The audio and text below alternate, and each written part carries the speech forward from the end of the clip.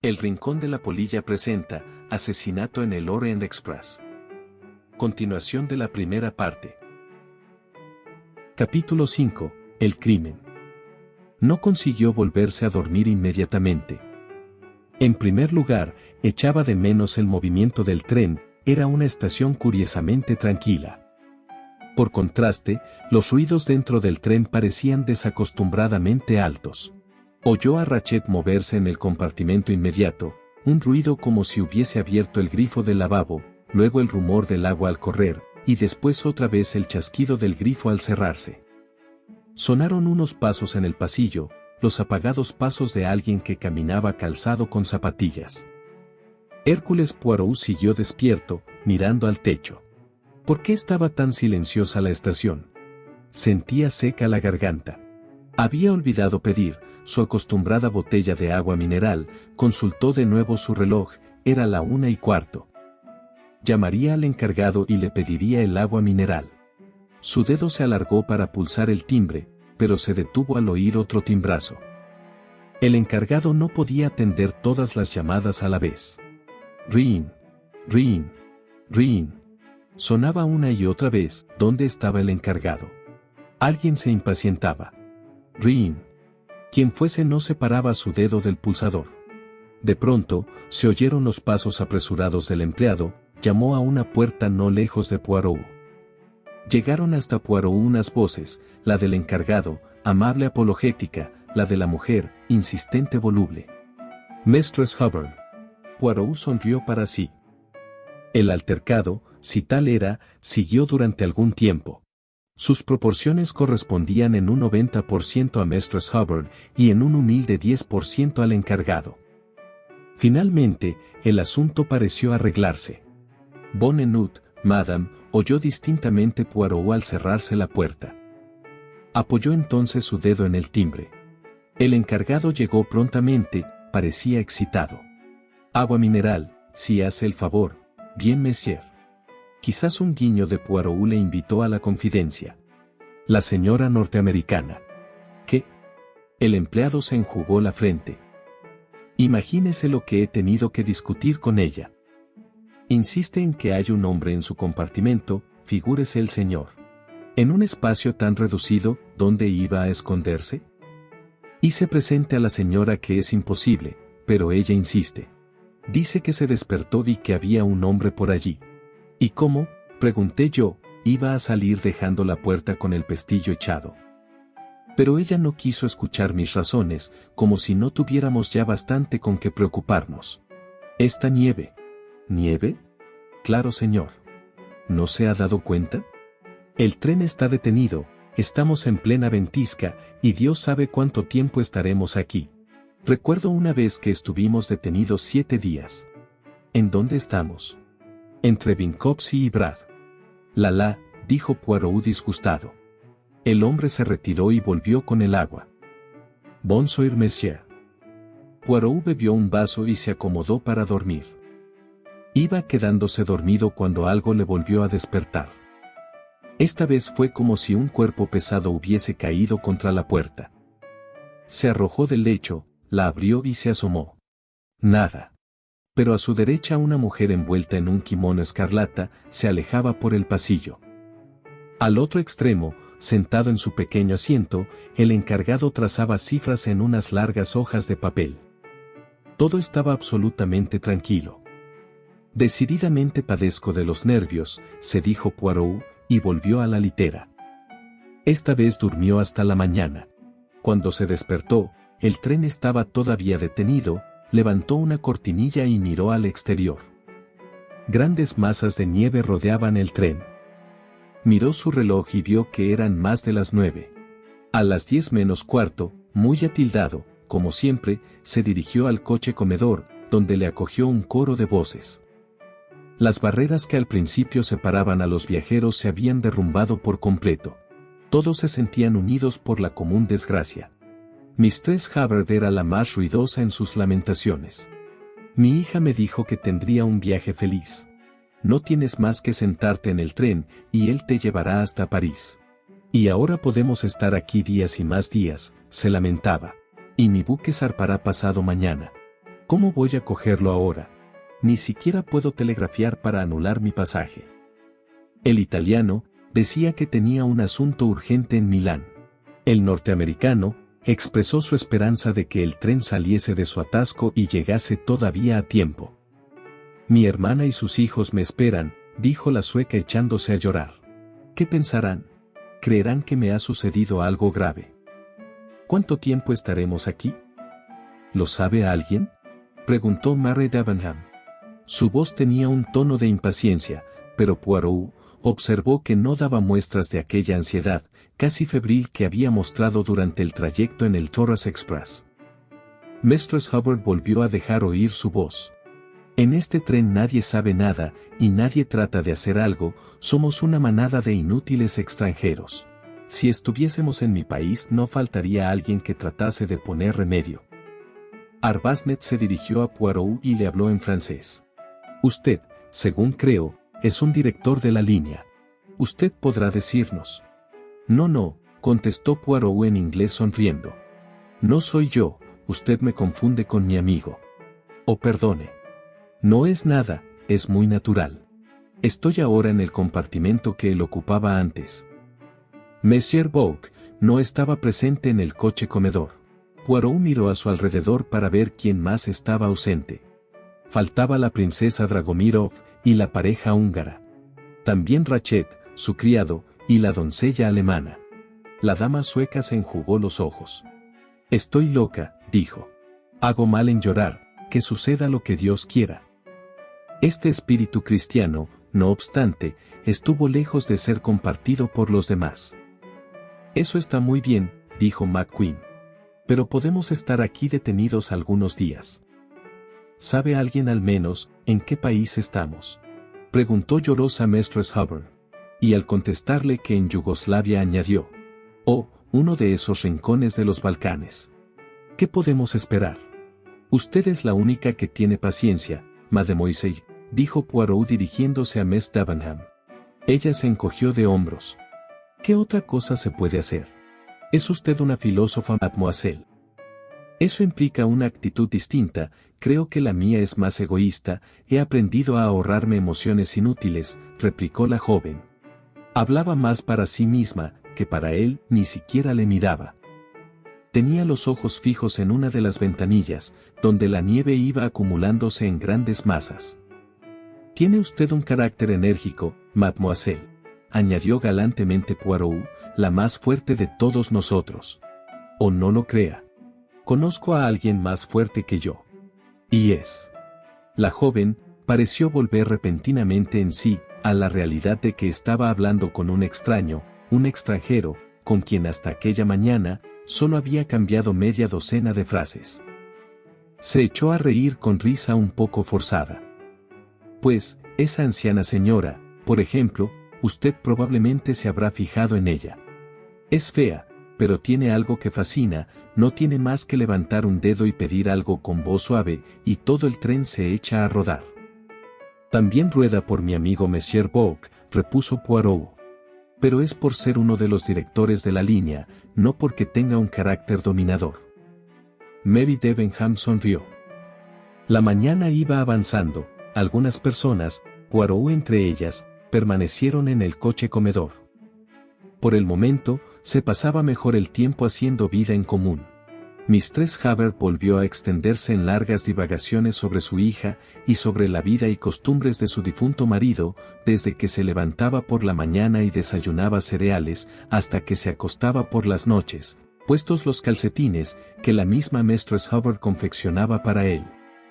Escuchaba Poirot un confuso relato de los fines misionales de la dama sueca, cuando uno de los encargados del coche-cama entró en el coche y se detuvo a su lado. «Pardon, monsieur. ¿Qué desea?»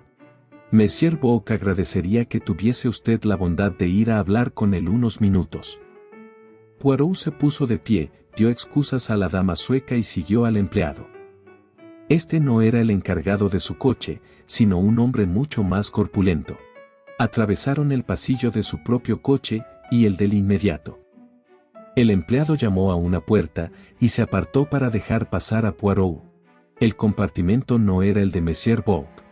Era uno de segunda clase, elegido presumiblemente a causa de su mayor tamaño, daba la impresión de estar lleno de gente. Monsieur Bourke estaba sentado en uno de los asientos del fondo. Frente a él, junto a la ventanilla, un individuo bajo y moreno contemplaba la nieve a través de los cristales. De pie, y como impidiendo el paso a Poirot, estaba un hombre de uniforme azul, el jefe del tren, y a su lado el encargado del coche cama. «Ah, mi buen amigo», exclamó Monsieur Bourke. «Entre, tenemos necesidad de usted». El individuo de la ventanilla se corrió un poco en el asiento, y Monsieur Poirot pasó por entre los dos empleados, y se sentó frente a su amigo. La expresión del rostro de Monsieur Bourke le dio, como él habría dicho, mucho que pensar. Era evidente que había ocurrido algo inusitado. «¿De qué se trata?», preguntó.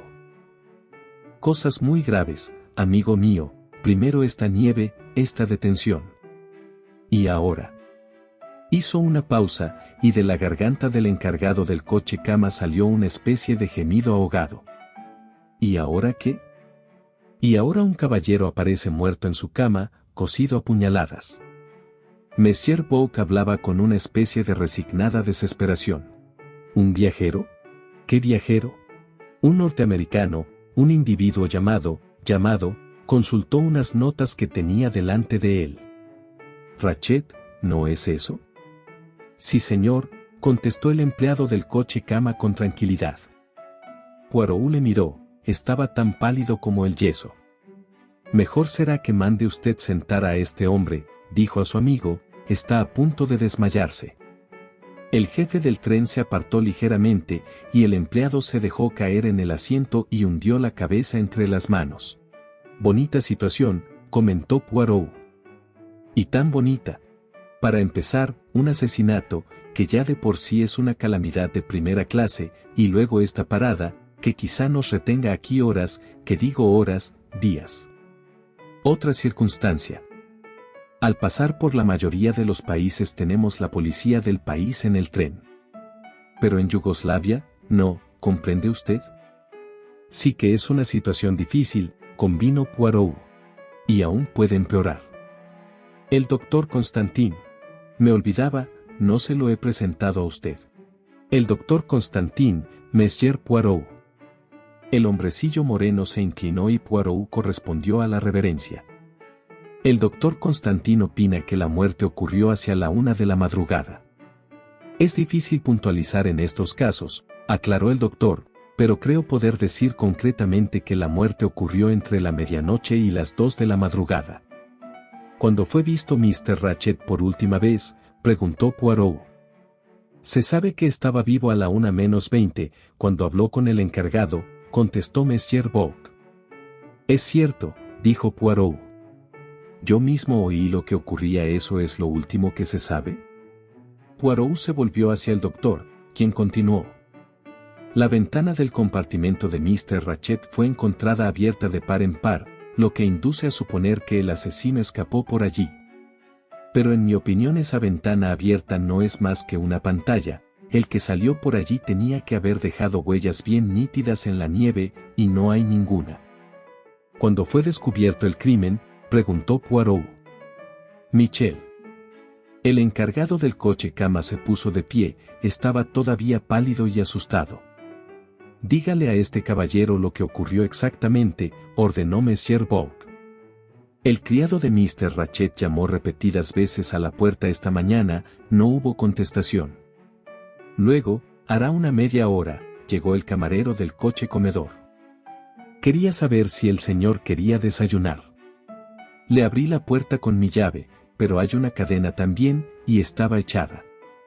Dentro nadie contestó y estaba todo en silencio, y muy frío, con la ventana abierta, y la nieve cayendo dentro. Fui a buscar al jefe del tren, rompimos la cadena y entramos. El caballero estaba... Es terrible». Volvió a hundir el rostro entre las manos. «La puerta estaba cerrada y encadenada por dentro», repitió pensativo Poirot. «¿No será suicidio?». El doctor griego rió de un modo sardónico. «Un hombre que se suicida, puede apuñalarse en 10, 12 o 15 sitios diferentes, preguntó. Poirot abrió los ojos. Es mucho ensañamiento, comentó. Es una mujer, intervino el jefe de tren, hablando por primera vez.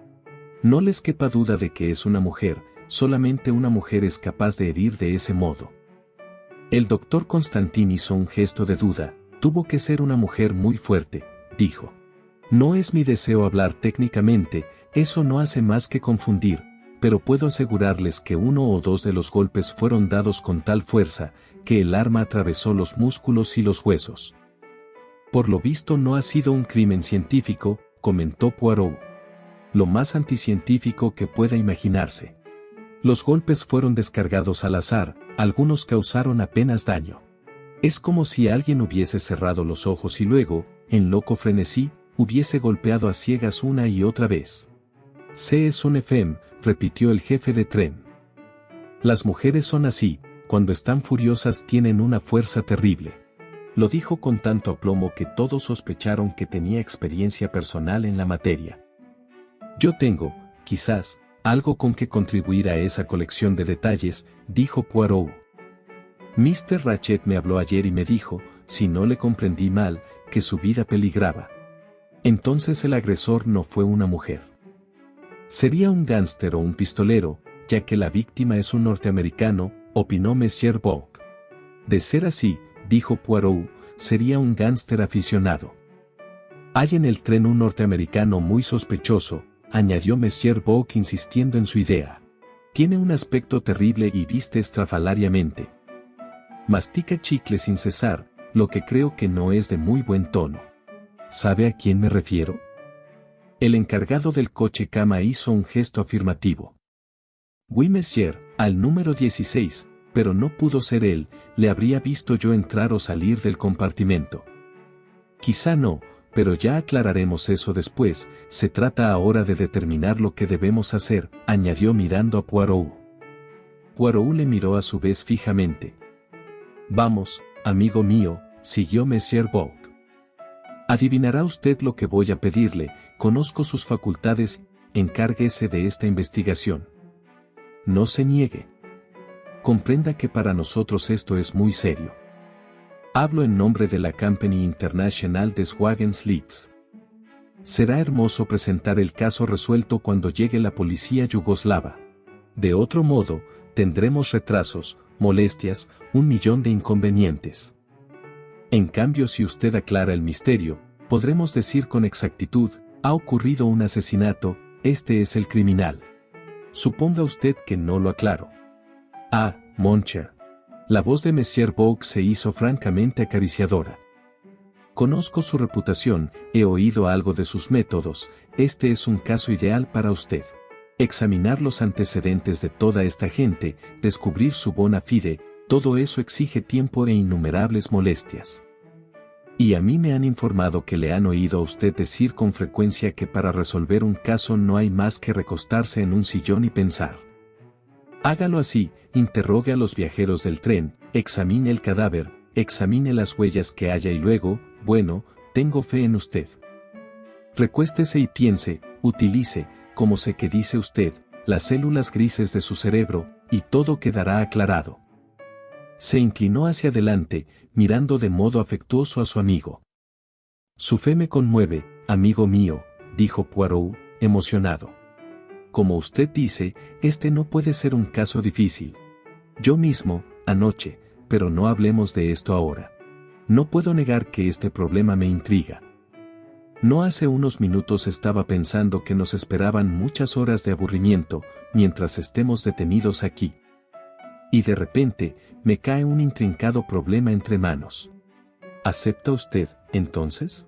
Preguntó Monsieur Bock con ansiedad. El asunto corre de mi cuenta. Muy bien, todos estamos a su disposición.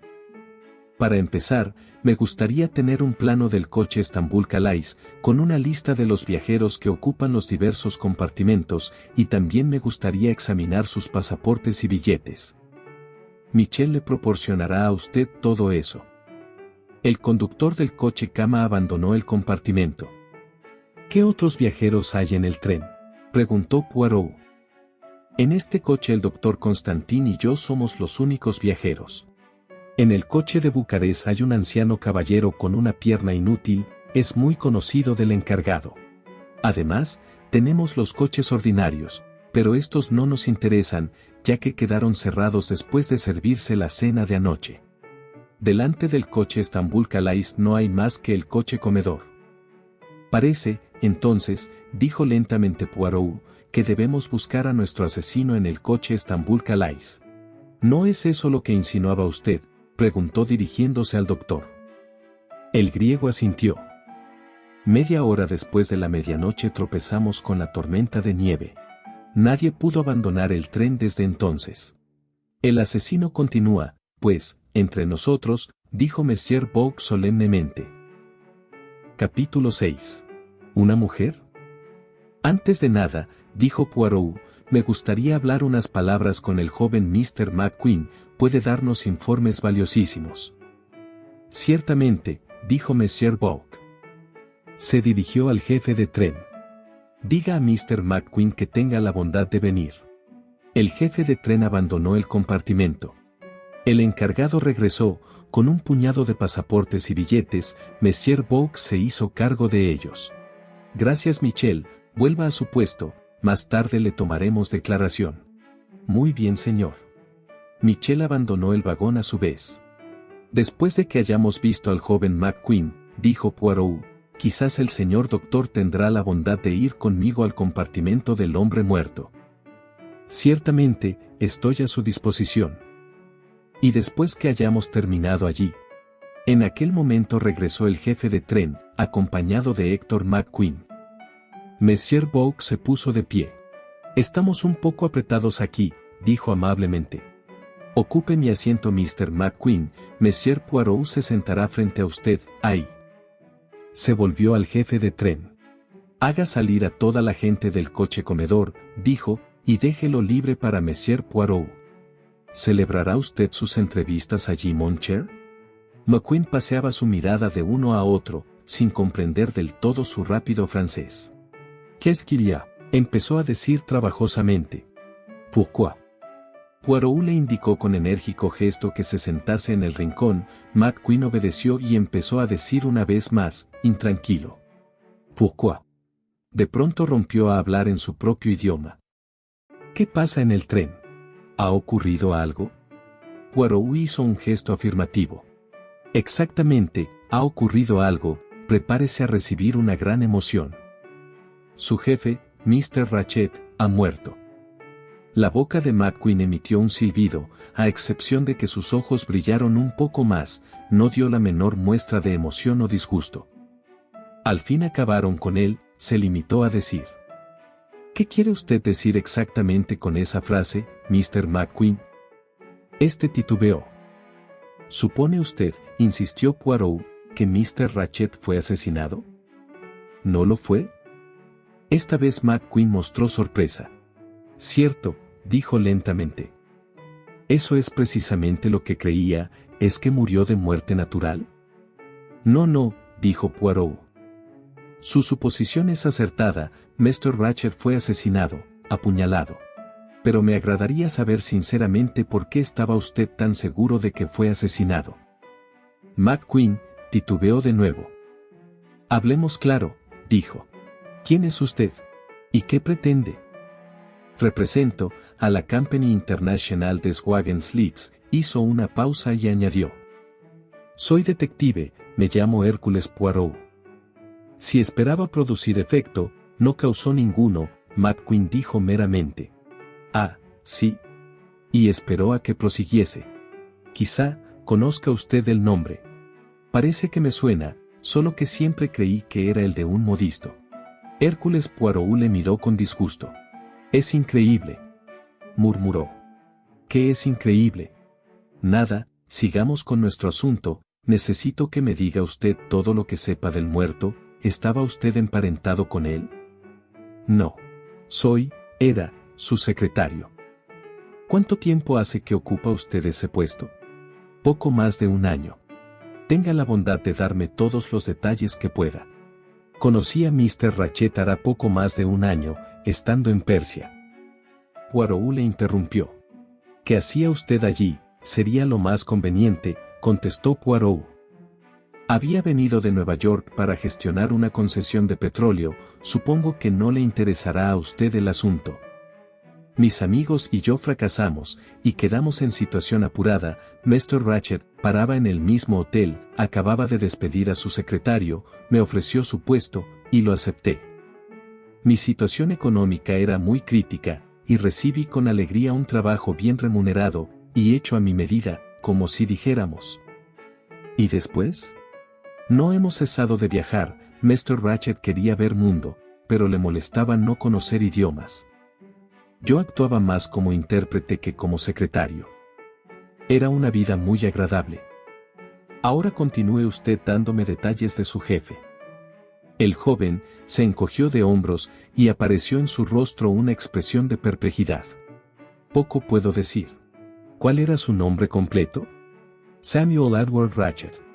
¿Ciudadano norteamericano? Sí. ¿De qué parte de los Estados Unidos? No lo sé. Bien, dígame lo que sepa. La verdad es, Mr. Poirot, que no sé nada. Mr. Ratchet nunca me hablaba de sí mismo ni de su vida en los Estados Unidos. ¿A qué atribuyó usted esa reserva? No sé. Me imaginé que quizás estuviese avergonzado de sus comienzos, a mucha gente le sucede lo mismo. ¿Considera esa explicación satisfactoria? Francamente no. ¿Tenía parientes? Nunca los mencionó. Poirot insistió sobre aquel asunto. Tuvo usted que extrañarse de tanta reserva, Mr. McQueen. Me extrañó en efecto. En primer lugar, no creo que Ratchet fuese su verdadero nombre. Tengo la impresión de que abandonó definitivamente su país para escapar de algo o de alguien. Y creo que lo logró, hasta hace pocas semanas. ¿Por qué lo dice? Porque empezó a recibir anónimos amenazadores. ¿Los vio usted? Sí, era mi misión atender su correspondencia. La primera carta llegó hace unos 15 días. ¿Fueron destruidas esas cartas? No, tengo todavía un par de ellas en mis carpetas, otra la rompió Ratchet en un momento de rabia. ¿Quiere que se las traiga? Si es usted tan amable. McQueen abandonó el compartimento. Regresó a los pocos minutos y puso ante Poirot 2 hojas de papel algo sucio y arrugado. La primera carta decía lo siguiente: creíste que podrías escapar de nuestra venganza, ¿verdad? En tu vida lo lograrás. Hemos salido en tu busca, Ratchet, y te cogeremos. No tenía firma. Sin hacer otro comentario que alzar ligeramente las cejas, Poirot cogió la segunda carta. Vamos a llevarte a dar un paseo, Ratchet. No tardaremos, prepárate para el acto final. El estilo es monótono, comentó Poirot, dejando la carta. Mucho más que la escritura. McQueen se le quedó mirando. Usted no lo notaría, dijo Poirot amablemente. Requiere el ojo de alguien acostumbrado a tales cosas. Esta carta no fue escrita por una sola persona, Mr. McQueen. La escribieron 2 o más, y cada una puso una letra cada vez. Además, son caracteres de imprenta. Eso hace mucho más difícil la tarea de identificar la escritura. Hizo una pausa y añadió. ¿Sabía usted que Mr. Ratchet me había pedido ayuda ayer? ¿A usted? El tono de asombro de McQueen dijo a Poirot, sin dejar lugar a duda, que el joven no lo sabía. Sí. Estaba alarmado. Dígame, ¿cómo reaccionó cuando recibió la primera carta? McQueen titubeó. Es difícil decirlo, se echó a reír con aquella risa tan suya, pero me dio la impresión de que debajo de aquella tranquilidad se ocultaba un gran temor.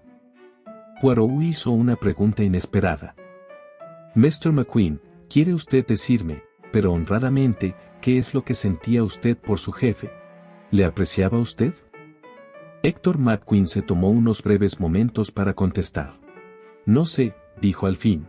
No le apreciaba. ¿Por qué? No lo puedo decir exactamente, era siempre muy amable en su trato. Hizo una pausa y añadió. Le diré a usted la verdad, Mr. Poirot. Me era francamente antipático. Era, estoy seguro, un hombre peligroso y cruel. Debo confesar, sin embargo, que no tengo razones en las que apoyar mi opinión. Muchas gracias, Mr. McQueen. Una pregunta más. ¿Cuándo vio usted por última vez a Mr. Ratchet, señor McQueen? La pasada noche a eso de, reflexionó un minuto. A eso de las 10, entré en su compartimento a pedirle unos datos. ¿Sobre qué? Sobre mosaicos y cerámica antigua que compró en Persia. Lo que le entregaron no era lo que había comprado. Con ese motivo hemos sostenido una enojosa correspondencia con los vendedores. ¿Y fue esa la última vez que fue visto vivo Mr. Ratchet? Supongo que sí. ¿Sabe usted cuándo recibió Mr. Ratchet el último anónimo amenazador? La mañana del día que salimos de Constantinopla. Una pregunta más, Mr. McQueen. ¿Estaba usted en buenas relaciones con su jefe? Ratchet y yo nos llevábamos perfectamente bien, contestó el joven sin titubear. ¿Tiene usted la bondad de darme su nombre completo y dirección en Estados Unidos? McQueen dio su nombre, Actor Willard McQueen, y una dirección de Nueva York. Poirot se recostó contra el almohadillado del asiento.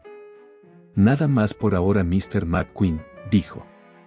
Le quedaría muy agradecido si reservase la noticia de la muerte de Mr. Ratchet por algún tiempo. Su criado, Masterman, tendrá que saberla. Probablemente la sabe ya, repuso Poirot. Si es así, trate de que cierre la boca. No me será difícil. Es muy reservado, como buen inglés, y tiene una pobre opinión de los norteamericanos, y ninguna en absoluto sobre los de cualquier otra nacionalidad. Muchas gracias, Mr. McQueen. El norteamericano abandonó el lugar. ¿Bien?, preguntó Monsieur Bourke. ¿Cree usted lo que le ha dicho ese joven? Parece sincero y honrado, no fingió el menor afecto por su patrón, como probablemente habría hecho de haber estado complicado en el asunto. Es cierto que Mr. Ratchet no le dijo que había tratado de contratar mis servicios y que fracasó, pero no creo que esta sea realmente una circunstancia sospechosa. Me figuro que Mr. Ratchet era un caballero reservado en sus asuntos. Así, pues, descarta usted una persona, por lo menos, como inocente del crimen, dijo Monsieur Bourke jovialmente. Poirot le lanzó una mirada de reproche. Yo sospecho de todo el mundo hasta el último minuto, contestó. No obstante, debo confesarle que no concibo a este sereno y reflexivo McQueen, perdiendo la cabeza y apuñalando a la víctima 12 o 14 veces, no está de acuerdo con su psicología. Es cierto, dijo pensativo Monsieur Bourke. Es el acto de un hombre casi enloquecido por un odio frenético. Sugiere más el temperamento latino, o como dijo nuestro jefe de tren, la mano de una mujer. Capítulo 7. El cadáver. Seguido por el doctor Constantin, Poirot se dirigió al coche inmediato y al compartimento del hombre que había sido asesinado. El empleado le abrió la puerta con su llave. Entraron los dos hombres, y Poirot miró interrogativamente a su compañero. ¿Han tocado algo en el compartimento? No hemos tocado nada, y no moví el cuerpo al examinarlo.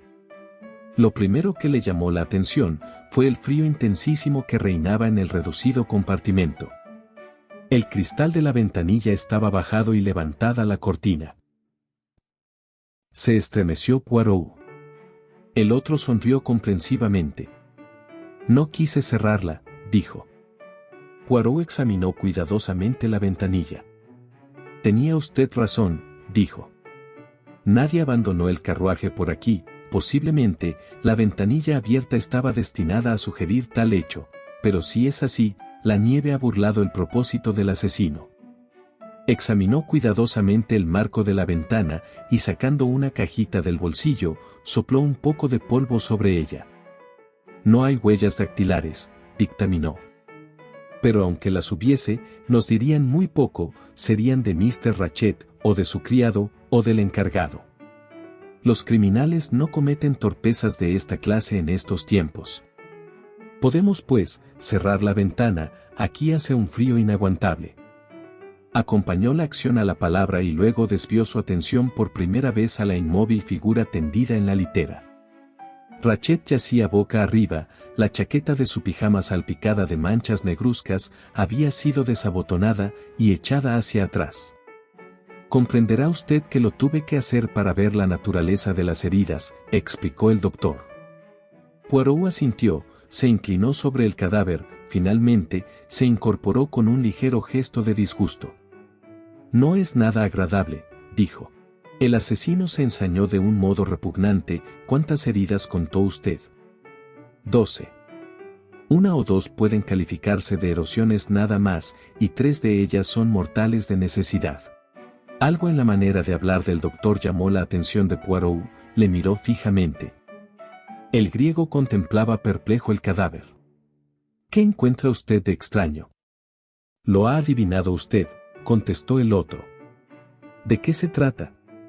Vea usted estas heridas, dijo el doctor señalándolas. Son profundas, cada corte tuvo que interesar vasos sanguíneos, y sin embargo, los bordes no se abren. No han sangrado como cabía esperar. ¿Y eso indica? Que el hombre estaba ya muerto, llevaba algún tiempo muerto cuando se las causaron, pero esto es cegaramente absurdo. Así parece, dijo Poirot pensativo. A menos que nuestro asesino se figurase que no había ejecutado debidamente su tarea y volviese para terminarla. Pero es manifiestamente absurdo. ¿Algo más? Solamente una cosa. ¿Qué? Vea usted esta herida, bajo el brazo derecho, cerca del hombro. Tome usted este lápiz. ¿Podría usted descargar este golpe?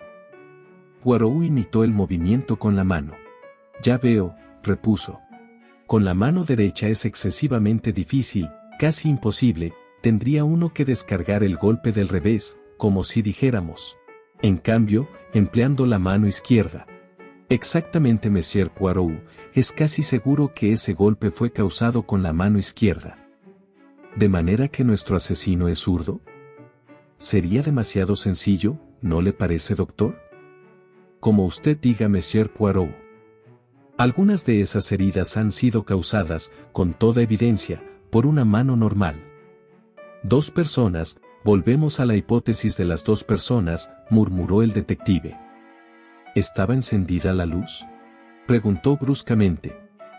Es difícil saberlo, el encargado la apaga todas las mañanas a eso de las 10. Los conmutadores nos lo aclararán, dijo Poirot. Examinó la llave de la luz del techo y la perilla de la cabecera, la primera estaba abierta, la segunda, cerrada. Bien, exclamó pensativo. Tenemos aquí una hipótesis del primero y segundo asesinos, como diría el gran Shakespeare. El primer asesino apuñaló a su víctima y abandonó la cabina, apagando la luz. El segundo asesino entró a oscuras, no vio que lo que se proponía ejecutar estaba ya hecho y apuñaló, por lo menos 2 veces, el cuerpo del muerto. ¿Qué piensa de eso? Magnífico, dijo el doctor con entusiasmo. Los ojos del otro parpadearon. ¿No cree usted así? Lo celebro. A mí me sonaba un poco a tontería. ¿Qué otra explicación puede haber? Eso es precisamente lo que me pregunto. ¿Tenemos aquí una coincidencia o qué? ¿Hay algunas otras incongruencias que sugieran la intervención de 2 personas? Creo que sí. Algunas de estas heridas, como ya he dicho, indican debilidad, falta de fuerza o de decisión. Pero hay otras, como esta, y esta, señaló de nuevo, que indican fuerza y energía. Han penetrado hasta el hueso. ¿Fueron hechas en opinión suya, por un hombre? Es casi seguro. ¿No pudieron ser hechas por una mujer? Una mujer joven y atlética podría haberlas hecho, especialmente si se sentía presa de una gran emoción, pero eso es, en mi opinión, altamente improbable. Poirot guardó silencio un momento. ¿Comprende usted mi punto de vista?, preguntó el otro con ansiedad. Perfectamente, contestó Poirot. El asunto empieza a aclararse algo. El asesino fue un hombre de gran fuerza, también pudo ser débil, pudo ser igualmente una mujer, o una persona zurda, o una ambidestra. Poirot hablaba con repentino nerviosismo. ¿Y la víctima, qué papel desempeñó en todo esto? ¿Qué hizo? ¿Gritó? ¿Luchó? ¿Se defendió? Poirot introdujo la mano bajo la almohada y sacó la pistola automática que Ratchet le había enseñado el día anterior. Completamente cargada, como usted ve, observó. Siguieron registrando. La ropa de calle de Ratchet colgaba de las perchas de una pared.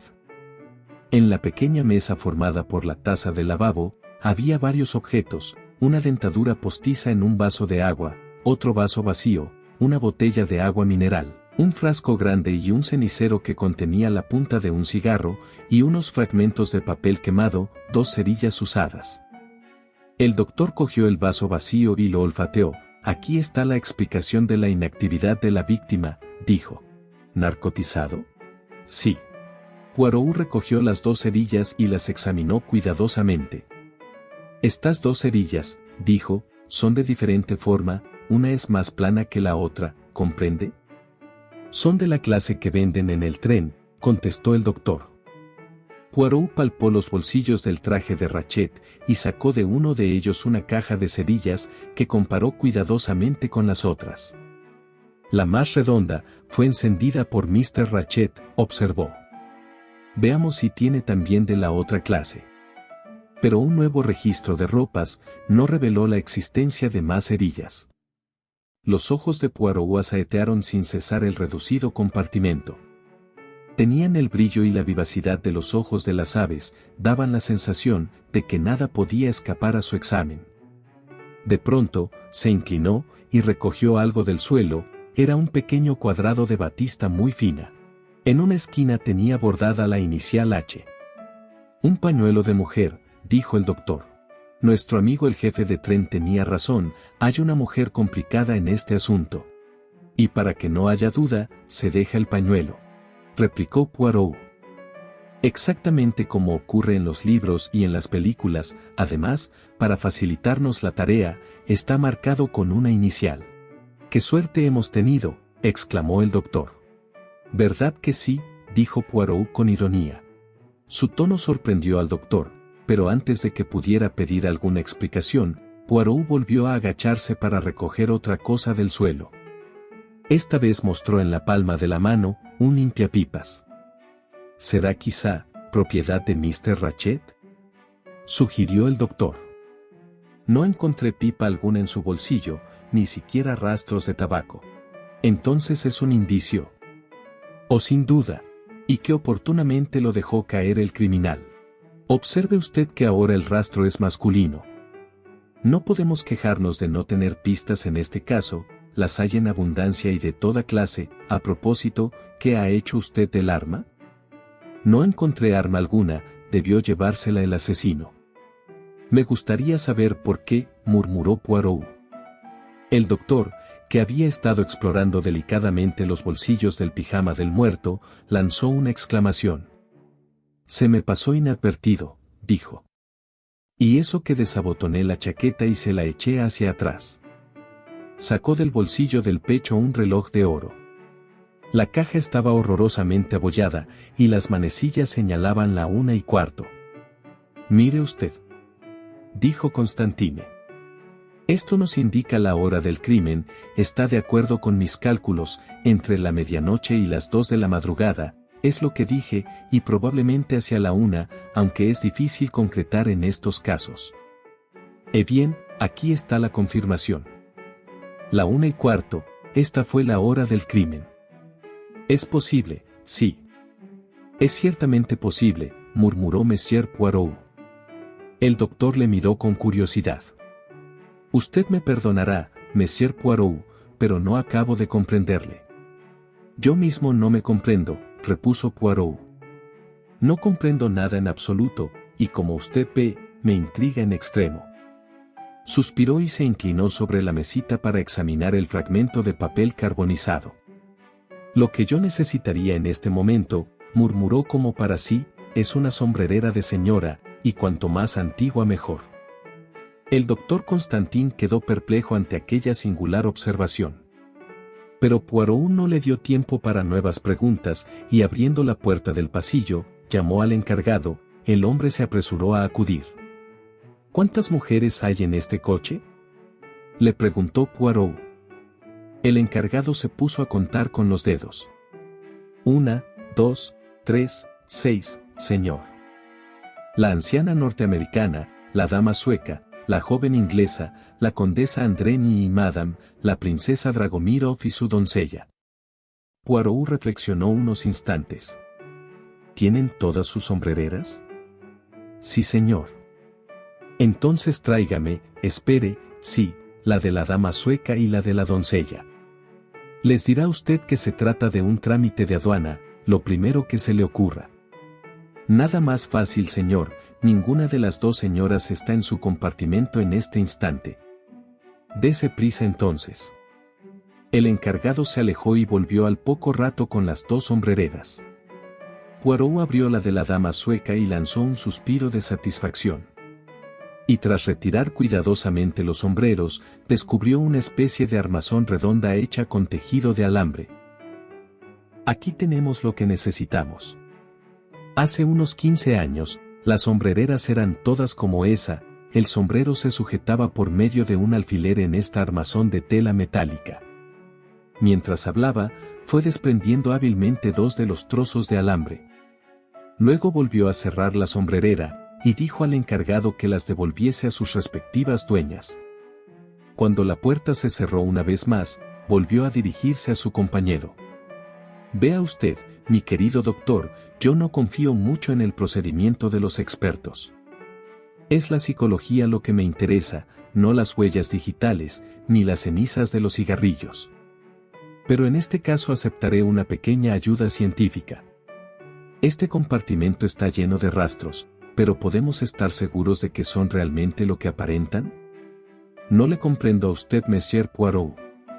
Bien. Voy a ponerle un ejemplo. Hemos encontrado un pañuelo de mujer. ¿Lo dejó caer una mujer? ¿O acaso fue un hombre quien cometió el crimen, y se dijo, voy a hacer aparecer esto como si fuese un número innecesario de golpes, flojos muchos de ellos, y dejaré caer este pañuelo, donde no tengan más remedio que encontrarlo? Esta es una posibilidad. Luego hay otra, lo mató una mujer y dejó caer deliberadamente un limpiapipas, para que pareciese obra de un hombre. De otro modo, tendremos que suponer seriamente que dos personas, un hombre y una mujer, intervinieron aisladamente, que las dos personas fueron tan descuidadas, que dejaron un rastro para probar su identidad. Es una coincidencia demasiado extraña. Pero, ¿qué tiene que ver la sombrerera con todo esto?, preguntó el doctor, todavía intrigado. Ah. De eso trataremos ahora, como iba diciendo, esos rastros, el reloj parado a la 1:15, el pañuelo, el limpiapipas, pueden ser verdaderos o pueden ser falsos. No puedo decirlo todavía, pero hay aquí uno que creo, aunque quizá me equivoque, que no fue falsificado, me refiero a la cerilla plana, señor doctor. Creo que esa cerilla fue utilizada por el asesino y no por Mr. Ratchet. Fue utilizada para quemar un documento comprometedor, posiblemente una nota. Si es así, había algo en aquella nota, alguna equivocación, algún error, que dejaba una posible pista hacia el verdadero asesino. Voy a intentar resucitar lo que era ese algo. Abandonó el compartimento y regresó unos momentos después con un pequeño mechero de alcohol y un par de tenacillas. Las utilizo para el bigote, dijo refiriéndose a las últimas. El doctor le observaba con gran interés, aplanó los trozos de tela metálica y colocó cuidadosamente el fragmento de papel carbonizado sobre uno de ellos. Luego lo cubrió con el otro trozo, y sujetándolo todo con las tenacillas, lo expuso a la llama del mechero. Veremos lo que resulta, dijo sin volver la cabeza. El doctor observaba atentamente sus manipulaciones. El metal empezó a ponerse incandescente, de pronto, vio débiles indicios de letras, las palabras fueron formándose lentamente, palabras de fuego. Era un trozo de papel muy pequeño, solo cabían en él 5 palabras y parte de otra. Cuerda a la pequeña Daisy Armstrong. Ah, exclamó Poirot. ¿Le dice a usted algo?, preguntó el doctor con curiosidad. A Poirot le brillaban los ojos, dejó cuidadosamente las tenacillas sobre la mesa. Sí, dijo. Sé el verdadero nombre del muerto, sé por qué tuvo que abandonar los Estados Unidos. ¿Cómo se llamaba? Cassetti. Cassetti. Constantin frunció el entrecejo. Me recuerda a algo, hace años. No puedo concretar. Fue un caso que sucedió en ese país, ¿no es cierto? Poirot no quiso dar más detalles sobre el asunto, miró a su alrededor y prosiguió. Luego hablaremos de eso, asegurémonos primero de que hemos visto todo lo que hay aquí. Rápida y diestramente, registró una vez más los bolsillos de las ropas del muerto, pero no encontró nada de interés. Luego empujó la puerta de comunicación con el compartimento inmediato, pero estaba cerrado por el otro lado. Hay una cosa que no comprendo, dijo el doctor Constantin. Si el asesino no escapó por la ventana, y si esta puerta de comunicación estaba cerrada por el otro lado, y si la puerta que da al pasillo no solo estaba cerrada, sino que tenía echada la cadena, ¿cómo abandonó el criminal el compartimento? Eso es lo que dicen los espectadores, cuando meten a una persona atada de pies y manos en un armario, y desaparece. No comprendo. Quiero decir, explicó Poirot, que si el asesino se propuso hacernos creer que había escapado por la ventana, tenía naturalmente que hacer parecer que las otras dos salidas eran imposibles. Como ve, es un truco, como el de la persona que desaparece en un armario. Nuestra misión es, pues, descubrir cómo se hizo ese truco. Poirot cerró la puerta de comunicación por el lado del compartimento en que se encontraban. Por si a la excelente Mistress Hubbard, dijo, se le antoja meter la nariz para buscar detalles. Miró a su alrededor una vez más. No hay nada más que hacer aquí, me parece, vayamos a reunirnos con Monsieur Bolt. Capítulo 8. El caso Armstrong. Encontramos a Monsieur Bolt, terminando una tortilla. Pensé que era mejor hacer servir inmediatamente el almuerzo en el coche comedor, dijo, de este modo quedará libre de gente, y Monsieur Poirot podrá seguir allí sus interrogatorios. Entretanto, he ordenado que nos traigan aquí nuestra comida. Excelente, contestó Poirot. Ninguno de los tres hombres tenía apetito, y la comida terminó pronto, pero hasta que no empezaron a tomar el café, no mencionó Monsieur Bourke el asunto que ocupaba sus imaginaciones. Bien? Preguntó. Bien, he descubierto la identidad de la víctima. Sé los motivos que lo obligaron a salir de los Estados Unidos. ¿Quién era? ¿Recuerda usted haber leído algo del bebé Armstrong? Este es el individuo que asesinó a la pequeña Daisy Armstrong. Cassetti. Ahora caigo. Un asunto sensacional, aunque no puedo recordar los detalles. El coronel Armstrong era mitad inglés y mitad norteamericano, pues su madre era hija de Vanderholt, el millonario de Wall Street. El coronel se casó con la hija de Lenda Arden, la más famosa trágica norteamericana de aquella época. Vivían en Estados Unidos y tenían una hija, una chiquilla, a quien idolatraban. La chiquilla fue secuestrada cuando tenía 3 años, y pidieron una suma exorbitante como precio del rescate. No le cansaré a usted con todas las incidencias que siguieron, me referiré al momento en que, tras haber pagado la enorme suma de $200,000, fue descubierto el cadáver de la niña, que llevaba muerta por lo menos 15 días. La indignación pública adquirió caracteres apocalípticos. Pero lo peor fue lo que sucedió después. Mistress Armstrong esperaba otro hijo y, a consecuencia de la emoción, dio a luz prematuramente una criatura muerta, y ella también murió. Desesperado, su marido se pegó un tiro. «Mon Dieu, qué tragedia», exclamó Monsieur Bourke. «Ahora recuerdo que hubo también otra muerte, ¿no es cierto?» «Sí, una desgraciada niñera suiza o francesa». La policía estaba convencida de que aquella mujer sabía algo del crimen, se resistieron a creer sus histéricas negativas. Finalmente, en un ataque de desesperación, la pobre muchacha se arrojó por la ventana y se mató. Después se descubrió que era absolutamente inocente de toda complicidad en el crimen. «Jamás oí cosa tan horrible», comentó Monsieur Bourke. Unos 6 meses después, fue detenido este Cassetti, como jefe de la banda que había secuestrado a la chiquilla. Habían utilizado los mismos métodos en otros casos. Mataban a sus prisioneros, ocultaban los cadáveres y procuraban entonces sacar todo el dinero posible, antes de que se descubriese el delito. Y, ahora, fíjese en lo que voy a decirle, amigo mío. Cassetti era culpable. Pero gracias a la enorme riqueza que había conseguido reunir, y a las relaciones que le ligaban con diversas personalidades, fue absuelto por falta de pruebas. No obstante, le habría linchado la gente de no haber tenido la habilidad de escapar. Ahora veo claramente lo sucedido, cambió de nombre y abandonó Estados Unidos. Desde entonces, ha sido un rico gentleman que viajaba por el extranjero y vivía de sus rentas. «Ah, ¡quel animal!», exclamó Monsieur Bourg. «No lamento lo más mínimo que haya muerto. Estoy de acuerdo con usted. Pero no era necesario haberle matado en el Orient Express. Hay otros lugares».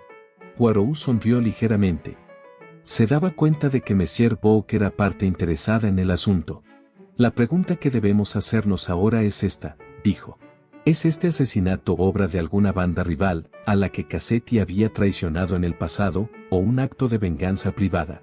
Explicó el descubrimiento de las palabras en el fragmento de papel carbonizado. Si mi suposición era cierta, la carta fue quemada por el asesino. ¿Por qué? Porque mencionaba la palabra Armstrong, que es la clave del misterio. ¿Vive todavía algún miembro de la familia Armstrong? No lo sé, desgraciadamente. Creo recordar haber leído algo referente a una hermana más joven de Mistress Armstrong. Poirot siguió relatando las conclusiones a que habían llegado él y el doctor Constantin.